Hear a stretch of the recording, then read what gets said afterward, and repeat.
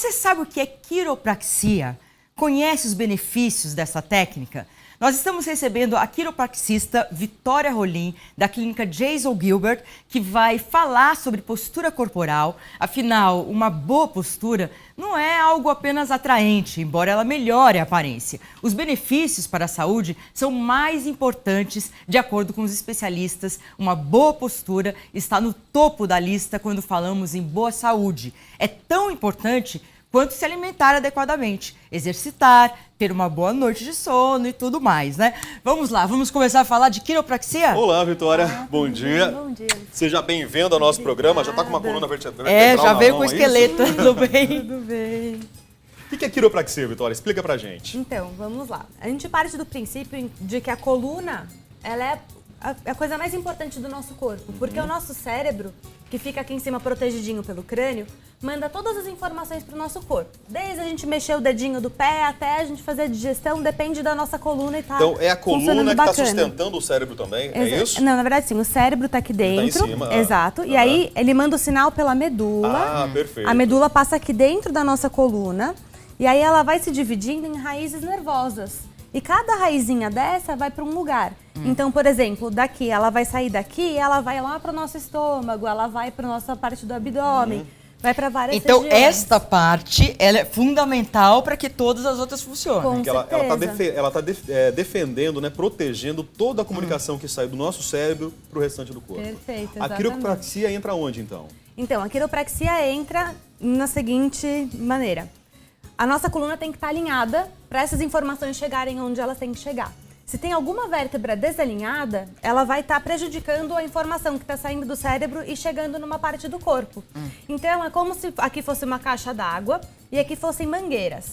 Então, se eu pisar nessa mangueira aqui, ou a água vai sair super rápido, ou a água não vai sair, vai Você diminuir pode o fluxo obstruir de a passagem dessa água, Exatamente. Então, é o que causa ou a dor, ou às vezes dormência nos pés, ou às vezes só uma dor local, mas esse nervo aqui vai estar comprometido por conta desse desalinhamento da coluna. Então, a quiropraxia vai ver aonde está esse desalinhamento, que nós chamamos de subluxação, vai verificar todos os desalinhamentos da coluna e vai fazer um ajuste para alinhar a coluna novamente. Então, o trabalho da quiropraxia é alinhar a coluna. É isso que Exatamente. vocês vão fazer. E vocês Exatamente. fazem isso através de sessões? Como acontece? Então, são ajustes que nós chamamos, que são movimentos específicos para cada vértebra que está desalinhada e para cada desalinhamento. E são várias sessões porque nós vamos reeducar o cérebro, porque no momento em que o paciente chega na clínica, aquela posição errada é a posição que ele tem no cérebro dele, acha que é a posição correta. Pois levou anos para ele conseguir fazer essas compensações. Então, nós vamos reeducar o cérebro e falar, não, a posição correta é essa aqui. Geralmente as pessoas chegam com que problema? A maior parte? A maior parte, ou hérnias de disco, ou enxaquecas muito fortes que nunca passaram, ou Enxaqueca pode ser daí? pode ser da cervical. Aliás, eu estou olhando aqui, com licença, Vitória, eu estou vendo aqui que, para falar sobre hérnia de disco, que parece que é um dos problemas mais recorrentes, Sim. Isso aqui é uma hérnia de disco? Isso aqui é uma hérnia de disco. Flagra pra gente aqui, ó, pra gente poder entender. Tá mostrando. Olha aqui, ó, já tá mostrando aí. O que acontece na hérnia de disco? Explica pra gente, então. Então, a hérnia de disco nada mais é do que uma coluna que não estava alinhada. Então, a pressão da coluna está sendo colocada de maneira errada aqui em cima, uma pressão maior, no caso, nesse disco. Então, o disco, ele é como se fosse uma cebola, ele tem várias camadas. Conforme a gente vai colocando pressão, o recheio dele, que é como se fosse um recheio de babalu, vai perfurando essas camadas até chegar aqui fora e sair e formar essa bolsinha. E essa bolsinha, entrando em contato com o nervo, é o que causa, às vezes, a dormência nos pés, ou pessoas que perdem sensibilidade, ou que sentem aquela dor ciática, ou dormência nas mãos. Então, na prática, você vai alinhar para fazer com que esse disquinho aqui, ó, ele volte pro seu local. É isso? Então. Ou às assim, vezes tira, né? Tem pessoas então, na verdade, assim, a quiropraxia, ela vai alinhar a coluna. Quando a gente alinha a coluna e ela tem esse movimento, porque o disco, para ele ficar hidratado, para ele ficar altinho, ele precisa de movimento. Se esse lugar está restrito, não vai estar hidratando esse disco, ele vai perdendo a altura dele. Então, com a quiropraxia, com esse movimento, você tira essa compensação que estava no seu corpo de você colocar toda a pressão aqui em cima e aí dá uma aliviada, porque aumenta um pouquinho esse espaço. E aí essa compressão, não que ela deixe de existir, porque hérnia de disco, ela não tem cura. Mas os sintomas que ela causa, somem. Pode ser uma grande bobagem que eu vou perguntar, mas o que tem a ver a fisioterapia com a RPG, com a quiropraxia e com todas essas PIs aí? Então, todas elas têm um objetivo final igual, que seria uma postura perfeita, uma postura... A postura A adequada, postura alinhada, correta. adequada, que todo mundo fala que é correta. Mas cada um tem um jeito diferente de chegar nisso. Normalmente a fisioterapia e o RPG está dentro da fisioterapia, eles trabalham a parte muscular do corpo para tentar conseguir essa postura correta. Enquanto a quiropraxia vai trabalhar a parte óssea, e aí a parte muscular vai se ajeitando a partir da parte óssea. Então, uma trabalha a parte muscular e a outra trabalha a parte óssea. É uma novidade ainda no Brasil, a quiropraxia? Ela tá aqui há 20 anos, é uma profissão que fora do Brasil já é muito mais conhecida. Olha, eu morei em Nova York um tempo, lá, nossa, tem clínica de quiropraxia em tudo quanto é lugar. cada E eu nunca esquina. entendi direito o que afinal era essa quiropraxia, porque se era massagem só, agora que eu tô entendendo Tem bem. contraindicação, Vitória? Então, tem pouquíssimas contraindicações, mas assim, não para o tratamento inteiro. Então, por exemplo, pessoas que têm artrite reumatoide vão ter algumas articulações que eu não vou poder ajustar. Mas o resto da coluna nós vamos poder ajustar e essa dor que a pessoa tem, ela acaba amenizando e com a coluna funcionando perfeito, o seu corpo funciona melhor. Então, E acessível, quanto que custa? então, depende. Tem, na verdade, uma variedade grande de preços no Mas mercado. em média? Em média, uma avaliação, que a primeira consulta está por volta de R$200 a R$300. E um retorno está por volta de R$100 a R$200. E é um tratamento. Então, os retornos, normalmente o quiropraxista fecha um pacote, faz um precinho um pouco melhor, quando o paciente fecha o pacote para fazer o tratamento inteiro. Aí você acaba fazendo várias sessões, é isso? Várias sessões, exatamente. Porque a gente vai reeducar o cérebro, como eu disse. E o quiropraxista, ele é formado aonde? Tem uma faculdade? Como que é? É uma faculdade. Na verdade, aqui no Brasil nós temos duas faculdades. A Embi Morumbi aqui em São Paulo e a Fevale lá no Sul. Então, são duas faculdades. A duração do curso é de 4 a 6 anos, dependendo da faculdade que você estudar. E é uma faculdade mesmo. Então, muitas pessoas acham que é uma especialização de alguma profissão, mas na verdade De não. fisioterapia, é uma faculdade. de É uma repente. profissão Exatamente. mesmo, tem toda a formação igual um outro curso. Outro Perfeito? curso qualquer. Vamos colocar a mão na massa, literalmente, Vamos, né? com certeza. Fernando tá aqui, nosso modelo hoje. Sim. E eu vi que você tá com uma mesa totalmente especial, é isso? Essa aqui é a maca de quiropraxia e ela é toda adaptada para os quiropraxistas. Então ela tem uma altura específica, que normalmente é aqui acima do joelho. Então cada pessoa tem uma maca de uma altura diferente. Ela é toda diferente, assim. Perfeito. Então, por favor, comece. Deita pra mim de barriga pra cima, por favor. Não tem que tirar o casaco? Não, não precisa. Não? Eu vou apoiar a nossa amiga coluna vertebral aqui. Isso. Vamos lá. Eu só quero que você explique pra gente o que é que você tá fazendo agora com o Fernando. Então agora eu vou palpar a coluna dele, eu vou sentir aonde tem um desalinhamento aqui na cervical dele. E aí quando eu encontrar o desalinhamento, aqui, eu vou fazer o ajuste. Então, como que é o ajuste? Eu vou fazer o posicionamento, porque cada vértebra tem um ângulo diferente, então é bem complexo. Tá, e você começa nessa altura do pescoço, começa logo em cima, é isso? Começa no pescoço. Então, aqui eu vou ajustar essa primeira que eu encontrei, certo? Aí eu vou pedir pra você deixar a cabeça bem soltinha, e dá um impulsinho. E faz Vocês um escutaram isso? Não, não escutei. Eu ouvi. Dói? Fernando. Não dói. O que Doeu, eu tô boba Fernando? Não. é que assim, é o seu primeiro contato com ele, né? E de repente você achou super rápido o problema, ou você tem muito problema mesmo, Fernando, ou ela acha muito rápido. Então, na verdade, a quiropraxia na faculdade, nós temos muitas aulas de palpação pra gente encontrar certinho onde estão as subluxações. É muito específico. Então a mão já é treinada pra isso. Se eu pegar também, se você deitar aqui, eu também vou conseguir encontrar rapidinho. E daqui você vai descendo? Como que é? Daqui, normalmente eu desço. Então eu começo por aqui, eu ajusto todas as coisas que eu encontro na cervical. Aí daqui eu peço pra ele virar de barriga pra baixo. E aí eu palpo a torácica e até a lombar. E eu ajusto a torácica e depois a lombar, de cima pra baixo. Eu ajusto assim, mas tem quiropraxistas que gostam de começar de baixo De pra baixo cima. pra cima, tá. E é sempre com esses estalinhos que você vai dando, é dessa forma que você vai tratar. Exatamente. E são estalos assim, é diferente daquele estalo que as pessoas às vezes dão crack. Não é bem Não é específico. isso, é específico mesmo. Exatamente. Então eu tô instalando apenas as vértebras que eu quero instalar. Tá, no caso, vamos lá, o Fernando fez um pacote com você, vocês viram lá que ele tem umas 5, 6 sessões, é isso? Sim. Você sempre vai repetir esses movimentos até o corpo se acostumar novamente com essa posição. Sim, então. Conforme ele vier nos tratamentos, as subluxações dele podem mudar. Os desalinhamentos dele, alguns vão sumir rápido, que são aqueles que apareceram por último. Mas os que apareceram primeiro, lá atrás, esses permanecem. Então, normalmente, conforme a pessoa vai vindo, eu ajusto menos segmentos, porque tem menos desalinhamentos. Até chegar num ponto em que tem pouquíssimos desalinhamentos e aí o paciente tem alta. E aí você fala pro paciente com alta, você fala para fazer o quê? Porque ele chegou nesse ponto por algum motivo, Exatamente. Então, tem vários hábitos. Eu vou ficar em pé um pouquinho agora para conversar, então.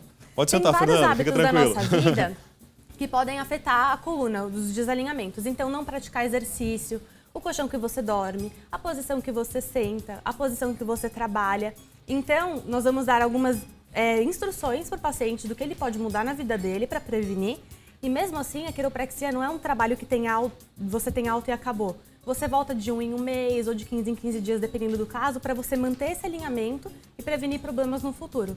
Porque, na verdade, a quiropraxia é uma profissão de prevenção. Então, o ideal seria que a pessoa viesse sem sentir dor, para prevenir que no futuro ela viesse a ter alguma hernia de disco. O problema é que as algum pessoas só vão quando a dor aparece, quando já Exatamente. estão tortinhas, não é isso? Exatamente. Então, enxaqueca, que você pode melhorar. O que mais que você pode melhorar? É pessoas que têm dor por conta de bico de papagaio, hérnia de disco. disco, dormência nos pés e nas mãos, tem diversas coisas, sintomas, dores na cervical, dores na coluna em geral. E até dores em pescoço e cotovelos também. Eu gostaria que você não tivesse tanto trabalho assim, né? Que a sociedade fosse ereta, andasse todo mundo certinho, todo mundo alinhado, mas Você infelizmente... consegue avaliar com a pessoa assim em pé?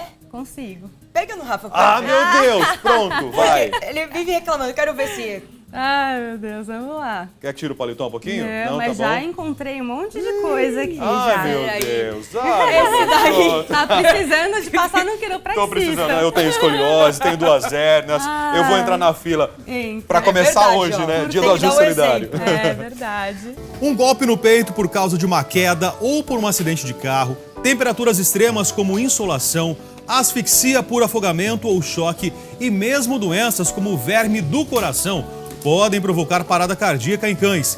Muitas vezes, a ressuscitação cardiopulmonar não tem muito sucesso sem um equipamento veterinário adequado, mas pelo menos o pronto atendimento vai dar chance, mais uma chance, ao nosso animalzinho. Para esclarecer todas as dúvidas sobre esse assunto, nós vamos bater um papo agora com o veterinário Dr. Marcelo Conte. Já está com a gente no estúdio. Dr. Marcelo, muito bom dia. Obrigado dia. pela Obrigado, presença. Rafael. Parada cardiovascular em cachorro, é comum isso? É comum. Hoje em dia, principalmente com o dia a dia, né, com a correria do dia a dia, os animais também acabam Tá tendo esse brincando, tipo de problema. os animais também Sim, sofrem esse sim. estresse, essa pressão diária que a gente tem, é isso? Sem dúvida. Eles acompanham o nosso dia a dia, né? Então isso hoje a gente tem um aumento, temos ainda até hoje um aumento muito grande de animais que apresentam esse tipo de problema. Tem uma incidência maior numa raça, num porte de animal? Ou Não. isso... Vai depender. A parada cardíaca não vai escolher? Não vai escolher, né? Tem animais de pequeno, médio e grande porte. Ela pode acontecer de qualquer tamanho. Tá, e como eu falei, naturalmente o ideal seria pegar o cachorro, o animal, levar direto para um veterinário, para uma clínica especializada. Sim. Mas o primeiro atendimento, sou eu, dono do animal, que posso fazer? Pode, com certeza. Primeiro atendimento, levar ao veterinário é a primeira indicação que a gente sempre orienta. Mas existem cuidados que você podem... Bom dia. Tudo bem, cheguei Tudo bem? aqui. Existem cuidados que você pode, até chegar ao veterinário, né? Você pode estar fazendo em casa, que você consegue auxiliar esse animal. Como você falou, às vezes não tem o que se fazer. Se há uma parada cardíaca e o coração para de bater, no hospital veterinário, né, com um profissional, ele vai fazer a reanimação através de drogas e através de alguns procedimentos que eu vou mostrar aqui. Doutor, antes dos procedimentos, essa parada ela acontece de uma forma de repente ou o animal já vem apresentando algum comportamento que eu sei que ele está sofrendo de alguma forma? Animais que já apresentam algum problema cardíaco, que já sejam cardiopatas, eles têm um risco maior de descompensar, tá? Então, um animal cardiopata, o interessante é que mantenha sempre um contato com o veterinário, que o veterinário acompanhe esse animal periodicamente. Mas como você sabe se ele é cardiopata? Ele vai apresentar problemas de respiração, ele vai ter falta de ar, né? Ele vai começar a te dar sinais que alguma coisa não está boa. Então é interessante levá-lo a um profissional, fazer um exame, fazer um eco, ver como é que está a estrutura desse coração, se ele não está com um aumento de volume, né? Então tem que se verificar. Constatou que o animal é cardiopata, existem medicações para o resto da vida que ele vai ter que tomar. E as descompensações, né, que podem ser por fogos de artifício. Existe uma série de fatores. Muitos cachorros externos. morrem de medo. Morrem de medo. Então, épocas de final de ano, de comemorações, o risco, o aumento de procura, né, de animais que descompensam, então ele tem um aumento na frequência cardíaca, a mucosa acaba ficando roxa, azulada, que a gente chama de cianótica. Então o animal já está tendo uma dificuldade de respirar. Então isso agrava o quadro. Então, no ano novo tem mais paradas cardíacas? A tendência é aumentar. Em épocas assim de Nossa! comemoração, final de ano, né, a Copa Copa que do nós Mundo. tivemos, o aumento aumentou 30% a mais de Corinthians animais. e São Paulo. Sim, animais que Clássico. sofrem por causa do barulho. Tadinhos dos cachorros, por causa desse futebol. Doutor, para nós humanos, para prevenir doenças cardíacas, a gente sempre fala em alimentação saudável, uma vida menos sedentária. Para os animaizinhos, vale a mesma coisa. Rafael, mesma coisa. Alimentação para cachorro e gato é ração, tá? A ração ela já é composta com tudo que o animal precisa, as vitaminas, as proteínas. A gente é contra a alimentação, o que a gente come tá para o animal, Claro. né? Tem pessoas que oferecem, o animal já está acostumado a isso. Mas dói o coração, né, doutor? Daí eu comprei aqueles bifinhos, não sei o que. Pelo menos 2 vezes por dia eu dou aqueles bifinhos pro Sim, cachorro. não exagera, Maria, que É? dá o bifinho, porque também é um perigo É. de se tornar obeso, causar aí uma diabetes. Um por dia é o suficiente. Se você deixar, eles vão comer a embalagem toda, né? Eles querem ficam cada olhando vez aquela mais. carinha, assim, quando você eles sai, gostam. você deixa ele sozinho, daí você fica uma culpa. Sim, eles gostam, mas né, evita, porque ele também pode provocar um problema gastrointestinal, provoca uma diarreia, vômito. Então, um por dia é o suficiente. Bom, doutor Marcelo, vamos colocar a mão na massa então, Vamos né? lá, vamos Precisa lá. fazer com o peito, que nem pressionar o peito, que nem a gente? Isso, precisa, é a chamada massagem cardíaca. Então aqui eu tenho um modelo, né, de um animal, então eu vou demonstrar para vocês o procedimento. Gente, não é um animal de verdade, Não tá? é Às de vezes na TV verdade, as é um pessoas boneco. acham Até estranha a parece, imagem, mas né? não é. Não, é um boneco. Então, primeiro caso, então teve uma parada cardíaca, tá? O procedimento, ele chega pra gente, o animal chega no estado de total falecimento, tá? A temperatura está bastante baixa ou zero. O animal tem, ele pode ter uma aceleração nos batimentos cardíacos ou uma diminuição. As extremidades ficam totalmente frias, tá? Ele pode chegar também totalmente inconsciente. Tá. Extremidades frias, a patinha fria, o Patinha, focinho a dele. ponta das orelhas, Isso. o focinho, tá? Primeira coisa, chegou pra gente, é uma emergência, tá? Então eu vou no hospital, né, com o auxílio de mais profissionais. Primeira coisa é entubar esse animal, tá? Então a gente passa uma sonda na traqueia do animal. Eu preciso, claro, Deixa eu virar que de frente aqui só. para mostrar, né? Isso aqui, ó. Essa câmera aqui, perfeita. Isso. Aqui eu vou introduzir então uma sonda, né, nasal que vai até o pulmão, tá? Eu coloco, aqui é um aparelho, é uma ventilação, é um aparelho de ventilação mecânica. Esse animal está me apresentando uma parada respiratória também, tá? Então eu introduzi a sonda através de eu vou utilizar aqui um objeto para poder visualizar a entrada dessa traqueia, para que eu não coloque errada, né, ou entre em local errado. Introduzi a sonda, cada sonda também tem o seu tamanho para o tamanho de animal. Eu acoplo no ambu, que é o aparelho, e aí eu vou fazer movimentos de compressão desse ambu, Ah, olha aqui, ó. Ele... tá? Para que eu possa mandar oxigênio para os pulmões. Tá, dá pra ver o movimento aqui, ó, na câmera, Sim. bem nesse ponto aqui, ó. Aqui, ó. Isso. Eu não posso fazer isso assim, porque senão eu provoco uma quantidade excessiva de oxigênio dentro do pulmão. Tá. Tá. Mas, doutor, isso é lá na clínica, quando chega o animal pro senhor. Isso. Em casa, Em o casa. que eu faço? O proprietário não vai ter esse aparelho Não, em casa, não tenho isso em certo? casa. Então, o que ele vai fazer? A massagem, tá? A massagem ela já vai, porque eu vou estimular esse coração a voltar a bater. Então, animais de pequeno porte, o coração fica do lado esquerdo, eu tenho que colocar o animal numa posição deitado. Eu vou aqui, animais de pequeno porte ou gatos, a minha massagem tem que ser com o dedo. Tá, doutor, vamos mostrar pra Vamos câmera, mostrar então? pra Melhor câmera. tirar aqui, pode? Pode, Aqui. Soltando aqui. Ah. eu fico aqui mesmo. Ok, tá bom, só virar Aqui? um pouquinho mais de lado aqui. Isso, Ok. perfeito. Então aqui eu vou virar Vamos pra cá lá. então. Vamos trocar de lugar aqui. Então. Pois vamos não. lá. Isso. Aqui eu vou, no caso de um animal pequeno ou gato, eu vou massagear desta forma. Com o polegar, eu faço movimentos de pressão na altura do coração, tá? Tá, lembrando que aqui o animal está deitado. Está deitado. Esse é o lado esquerdo Sim, do animal, que é o sim. local do coração do animal de pequeno porte, Exatamente, perfeito. do lado aqui do cotovelo, tá? Aqui nessa região fica o coração. Então aqui eu tenho que fazer a massagem cardíaca. O senhor está pressionando só com o teu polegar. Com o polegar. A outra mão está parada por baixo. A outra mão eu estou apoiando aqui embaixo os e a outros outra dedos mão eu também estou parados ali? segurando. Tá. Por quê? É um animal pequeno, né? Se for um animal de grande porte, aí a minha massagem vai ser assim, tá? Aí eu tenho que fazer movimentos de compressão repetidas vezes, tá? Esse animal, lembrando, esse animal ele estará ligado a um monitor cardíaco, então eu tenho que acompanhar no monitor se esse coração está voltando a bater. Então eu continuo com a massagem cardíaca e acompanhando no monitor.